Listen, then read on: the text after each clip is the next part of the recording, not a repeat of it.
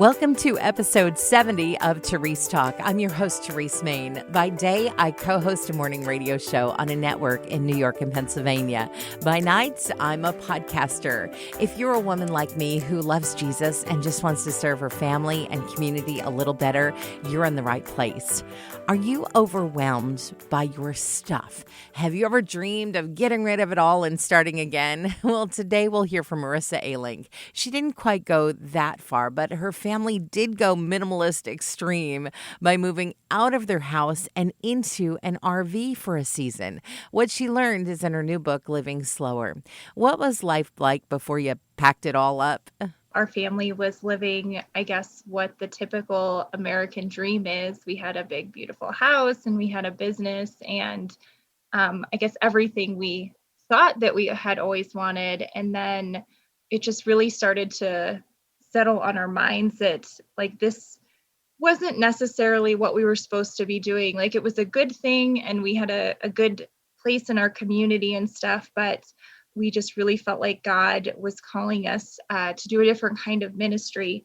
So the hard thing was that in order to do that, we knew that we needed to get out of debt and we just needed to be able to be freer with our lives and not so tied down. And so we ended up deciding that we were going to move into an RV. We had done that before, but just with one kid. So it was a little different deciding to do that with three. But that was what we felt like we needed to do because we knew that we could move into an RV, pay off all of our debt, and just kind of go wherever God wanted us to go and just be really free in that aspect. So that was why we ended up doing that. So many people feel like, oh, once I get a house, once I get a nice car, once I get all this stuff, then I'm going to experience fullness. But you kind of found that freeness and that fullness with less of all of that stuff. Oh, yeah, absolutely. It wasn't that having all the things, didn't have its enjoyable aspects, but there was so much stress involved and so much busyness involved. And we didn't even realize how much that was until we got into the RV and had moved on past that. And we're like, whoa, we are so free. There's so many things, like we could literally do anything. And we have that opportunity because of the choices that we made.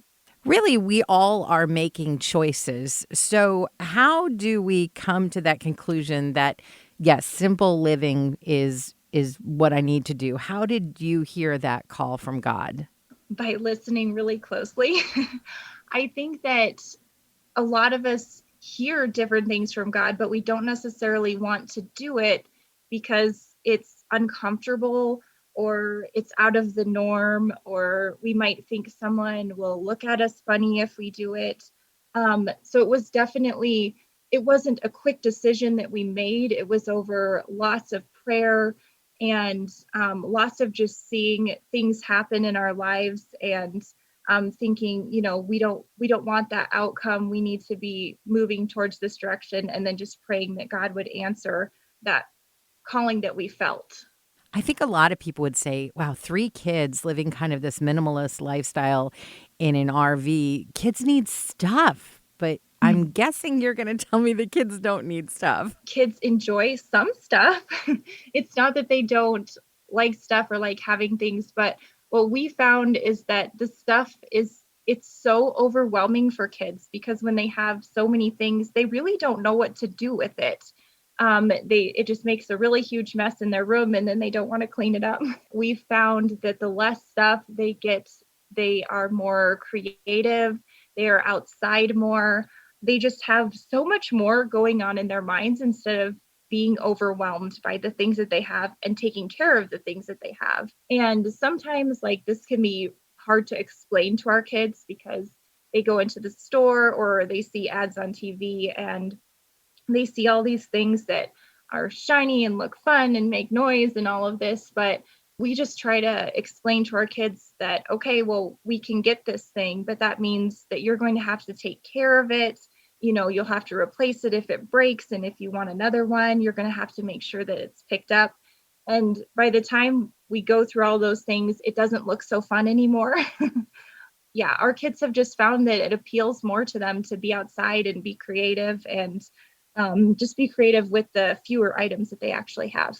It's funny because, you said kids like some things, they really don't need all of these things. I would guess that those same concepts apply to adults, that when we don't have so many things, we actually can begin to use our brains more fully. Oh, for sure. It doesn't just cause clutter in our homes, it's like a mental clutter because it's the same thing like I just said with the kids. Like anything that we bring into our homes, we have to manage it, we have to clean it up, we have to maintain it.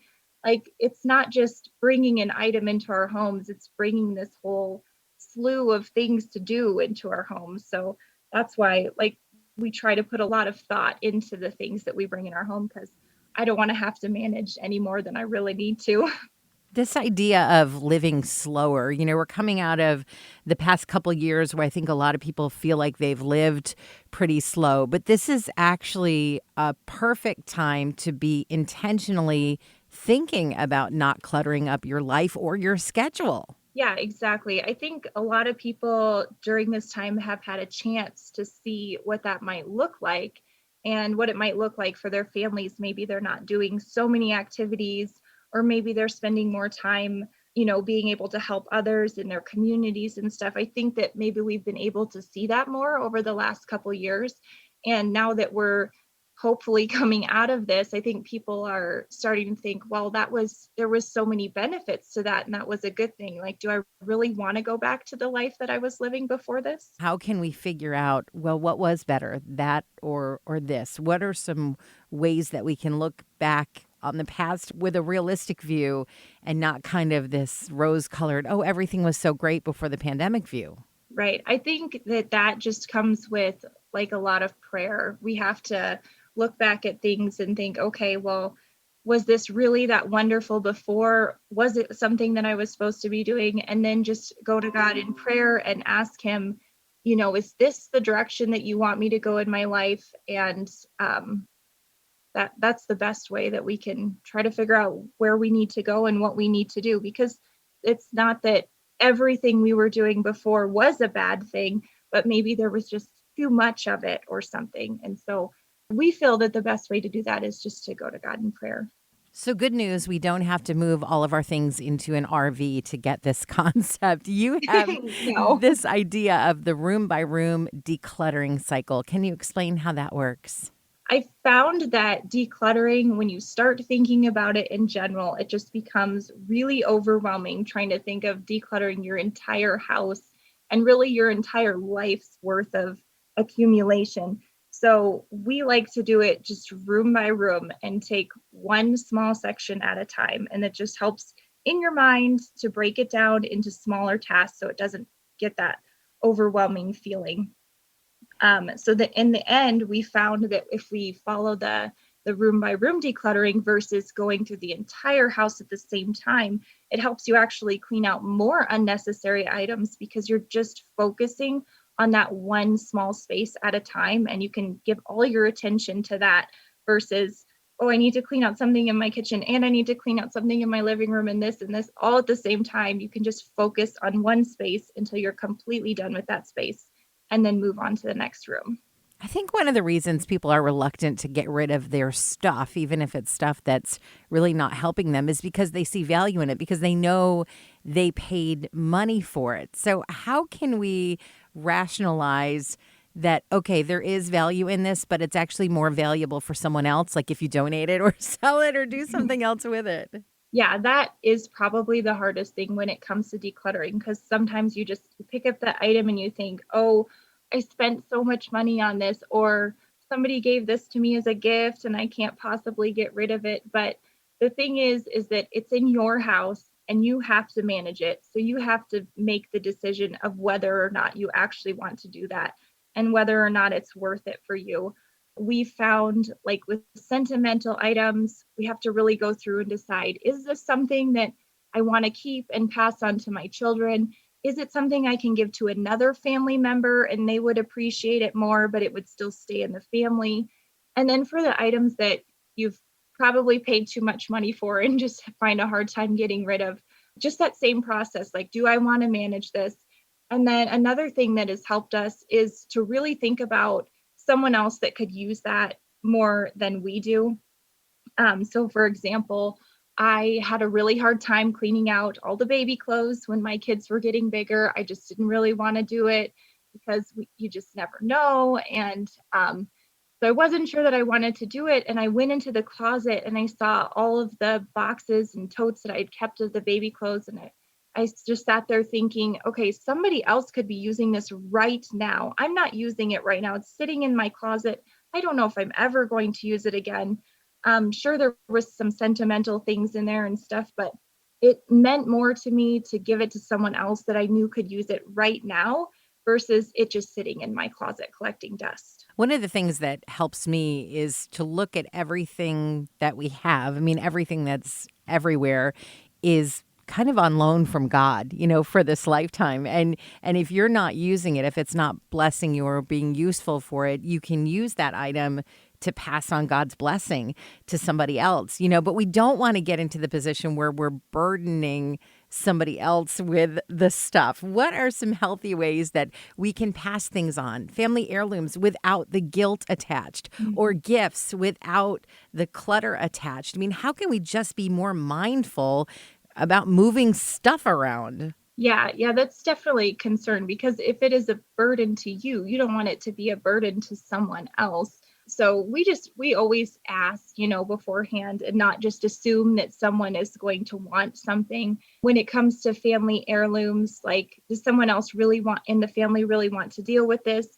And if nobody else does, then maybe it's time for everybody just to let it go, donate it to a thrift store. And then for items that aren't sentimental, but we just want to get rid of, yeah, we always ask ahead of time and see who can use it first. There's some really good online groups that are kind of like a pay it forward type of group. Those are really good places to post stuff that you might want to get rid of, but you don't really know someone else that wants it. There's always someone else that can use these things. We don't necessarily think of it immediately, but there's always outlets to find someone that can use these things we want to pass on. But the best practice is just to ask someone first and definitely don't burden them with things that were burdening you. I think even through the course of the year, as we're talking about our busyness, things kind of ebb and flow, and maybe winter is the season that God kind of designed for us to slow down a little bit and spend a little bit more time at home. In the same way, we kind of have seasons with decluttering the stuff in our lives. I kind of think about spring when things start to get busy and people sort of get this bug to tidy up a little bit. How can we be more mindful of the seasons, of how God created us to do different things at different times of the year or at different times in our life? That's something that we don't always think about, or we think that maybe is kind of an old fashioned thing to kind of work around the seasons. But for our family, especially, we know that with each season, it brings something else that we're going to be working on, or it brings a time of rest, something like that. We live in a climate that has 4 seasons, so it's easier for us to differentiate between those. We use that time to do different projects, especially like in the winter, we'll work on inside projects and things, but we don't want to focus on those in the summer and, make it too much busyness in the summer because we can do those in a different seasons. And then just the change in the seasons gives us a chance to see God's beauty all around us. It seems like it's easier to remember this when things change versus when they stay the same. So, for example, each winter, we're always reminded of God's creation when we see the first snowflakes fall. And so these like natural reminders in the seasons change can also help us remember, like internally and in our homes, that we can have different seasons for different things, for decluttering and for working on outside projects and inside projects and uh, different kinds of activities. Are there specific parts of scripture that have kind of led you through this journey where you went, yes, God is telling me that a more simple life is where I'm going to see him more clearly? Oh, there's definitely been so many different times where I've been reading something and I can't think of a verse specifically because it's just been so many things over the last couple of years, but I'll be sitting down to read and there'll be a verse in there that's like, "Oh, this is exactly what I'm going through right now and this is exactly what I needed to hear from God today." Like this is what I need. This is confirmation that we are going along the right path.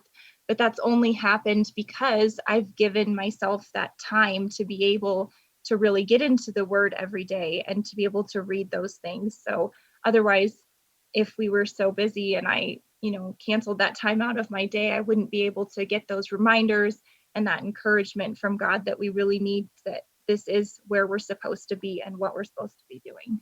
How did you know it was time to move out of the RV, and what steps did you take as you transitioned into a house again to make sure that you didn't end up in that same busy, cluttered space as before? One of the things that we've done when we're moving is that, especially this last time when we moved, is I packed everything into boxes because we had the RV and then we also had just a small storage trailer that came along with us after we moved out of our house, because there was some things that we couldn't quite clean out and fit into the camper. So we had all these boxes and stuff in the RV. And when we moved into our house, I kept all of that outside. I didn't just bring all of the boxes in and start unpacking them and trying to find a space for them. I only brought in the stuff that we needed, like absolutely needed at that time. And then now we've been in our house for about 18 months. Now I'm going through those boxes that are still left out in the trailer and going through and seeing, okay, well, I haven't used this stuff since I packed it up, so I probably don't need it. And it makes it really easy to get rid of a lot of things because you don't have it in your home and aren't thinking about it. So that was kind of the easiest way that we decluttered moving into the house and made sure that we didn't add a whole bunch of stuff once we got into a regular house again. So I'm going to need a lot of boxes. I'm going to pack up everything. Merissa's book is called Living Slower. You can connect to it and her on our show notes. If you've enjoyed this episode of Terese Talk, be sure to subscribe and look for the next episode on Tuesday morning. If you really loved it, consider making a gift to Family Life, the ministry this podcast is a part of. Just go to familylife.org and find out more about what we do. Did you know Family Life offers a variety of podcasts? Get up to date with Family Life news or enjoy some family time with Family Life Kids. There's the Parable Podcast, bringing hope and encouragement through the teaching of Jesus, and more. They're all free and on demand at familylife.org/podcast.